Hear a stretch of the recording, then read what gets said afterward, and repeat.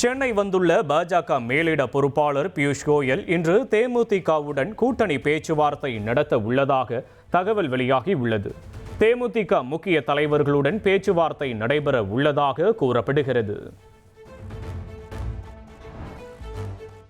அதிமுக முன்னாள் அமைச்சரும் OPS ஆதரவாளருமான வைத்திலிங்கம் திமுகவில் இணைந்துள்ளார்.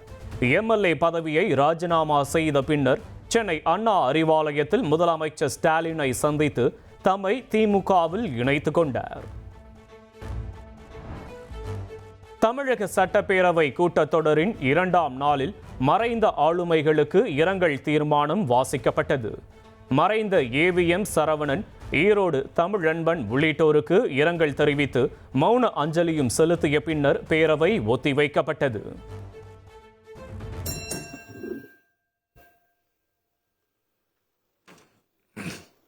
மறைந்த இப்பெருந்தைக்கு மரியாதை செலுத்தும் வகையில் பேரவையின் இன்றைய நிகழ்ச்சிகள் இத்துடன் ஒத்திவைக்கப்படுகின்றன. பேரவை மீண்டும் நாளை காலை 9:30 மணிக்கு கூடும். வணக்கம். சென்னையில் ஆபரண தங்கத்தின் விலை சவரனுக்கு 2800 ரூபாய் உயர்ந்து வரலாறு காணாத உச்சத்தை எட்டியுள்ளது. 1 கிராம் தங்கம் 14,250 ரூபாய்க்கும், ஒரு சவரன் 1,14,000 ரூபாய்க்கும் விற்பனை செய்யப்படுகிறது. சபரிமலை தங்க கொள்ளை தொடர்பாக சென்னை உள்ளிட்ட பல்வேறு பகுதிகளில் நடைபெற்ற அமலாக்கத்துறை சோதனை நிறைவு பெற்றுள்ளது.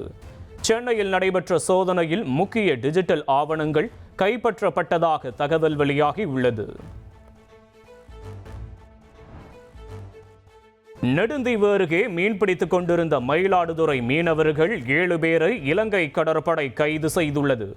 2 நாட்டு படகுகளையும் சிறைபிடித்து சென்றதால் மீனவ கிராம மக்களிடம் கொந்தளிப்பை ஏற்படுத்தி இருக்கிறது.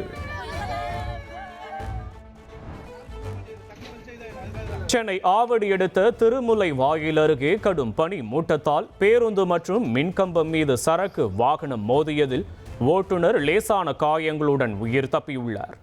என்ஜின் பகுதி நசுங்கிய நிலையில் வாகனத்திற்குள் சிக்கிய ஓட்டுநரின் உதவியாளர் 1 மணி நேர போராட்டத்திற்கு பின்னர் மீட்கப்பட்டார்.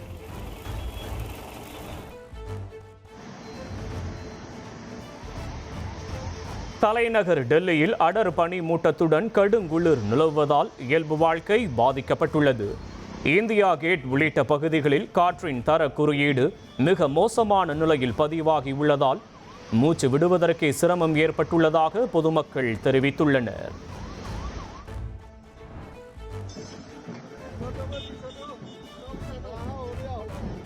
டெல்லி இந்தியா கேட் அருகே உள்ள கடமை பாதையில் குடியரசு தின அணிவகுப்பு ஒத்திகை நடைபெற்றது. கடுங்குளிரையும் பொருட்படுத்தாமல் பாதுகாப்பு படை வீரர்கள் அணிவகுப்பு ஒத்திகையில் ஈடுபட்டனர். ஸ்பெயினில் மீண்டும் ஒரு பயணிகள் ரயில் விபத்திற்குள்ளான சம்பவம் பரபரப்பை ஏற்படுத்தி உள்ளது. பார்சிலோனாவில் பயணிகள் ரயில் தடம் புரண்டதில் ஓட்டுநர் பலியான நிலையில் 4 பேர் காயமடைந்துள்ளனர். ஹாரி புயலின் தாக்கத்தால் இத்தாலியின் சிசிலி தீவில் கடல் சீற்றத்துடன் காணப்படுகிறது. டார்மினா, மசியோ உள்ள கடற்கரை பகுதிகளுக்கு ரெட் அலர்ட் விடுக்கப்பட்டுள்ள நிலையில் பொதுமக்கள் வெளியேற்றப்பட்டனர்.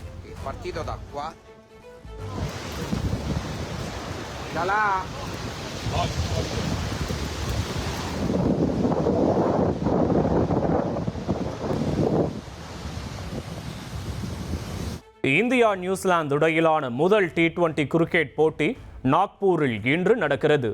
இந்திய வீரர்கள் தீவிர வலை பயிற்சியில் ஈடுபடும் வீடியோவை BCCI வெளியிட்டுள்ளது.